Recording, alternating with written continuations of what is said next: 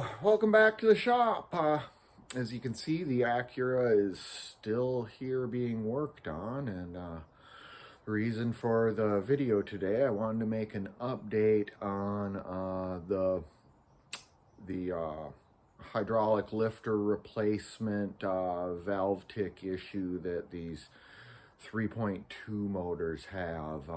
After I was replacing the hydraulic lifters, or while I was replacing them, I found some pretty significant wear on the rocker shafts. So I ended up kind of taking everything back apart and making a bunch of trips to the junkyard to try and find some decent parts, because some of this stuff is getting hard to find. So here's what I got going on here.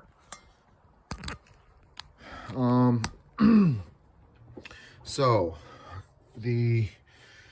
I've replaced here I think they call it the intermediate rocker shaft is what they call it. There's two rocker shafts. There's one down low that controls the exhaust, and there's the one up high that controls the intake valves, and then this one also has these intermediate rockers, they call them, on it, that, you know, they activate these others off of they activate the exhaust side off the camshaft right there. They all run in a line. So this shaft sees more wear, it's got more rockers on it, and for some reason these intermediate rockers don't oil very well, and they start to wear. So what happens is, let's see here, they end up looking like this.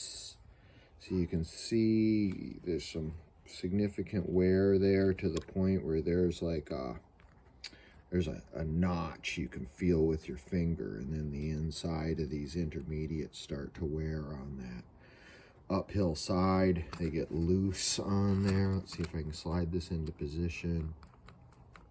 And then they wiggle back and forth like that and make all sorts of valve train noise. Can lead to wear on the cam, all sorts of stuff. So I went to these shafts are still available, but the intermediate rockers they're not available. You cannot find these intermediates. You can find these where the hydraulic lifters go in place, but you cannot get these intermediates. So I went to a junkyard, tore apart a few motors to find a set that was pretty good. The shafts do show some wear, but you can't physically feel like a notch like on the ones that were in my rig. So that's the best set of intermediates that I could get my hands on. After tearing apart like 3 motors at the junkyard, this was the nicest set I could find, and then I was able to buy brand new shafts. So it's going to be about as quiet as you can make one of these 3.2, unless somebody's got a source for these intermediate rockers that I'm unaware of. But I did search high and low for them, and you can't get them. I got the best possible set I could find out of a junkyard, and new rods. So hopefully it can quiet it up significantly, because the new ones have a lot less play than those worn out ones did, or the better ones with the new shaft, should I say. I've also, while I've been messing around with this, see if I can get this down here, I had the original equipment Denso alternator rebuilt here. Shout out to Romaine Electric. They did a real nice job, all original parts on it. So nice fresh alternator since I was in there and it was exposed. They said it was bad because it had been, you know, power steering fluid was leaking on it.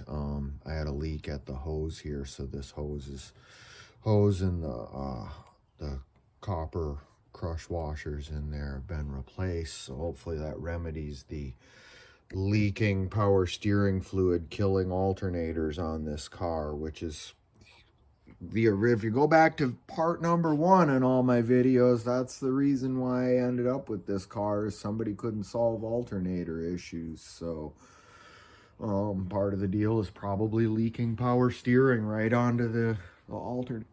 So that's what's going on. I got all my stuff in a row now, so start putting this thing back together here. You know, time-consuming process a little bit. You know, lots of hoses and everything to get the intake back on this, but hopefully by the time the next video is up, she'll be up and running again. Thanks for watching.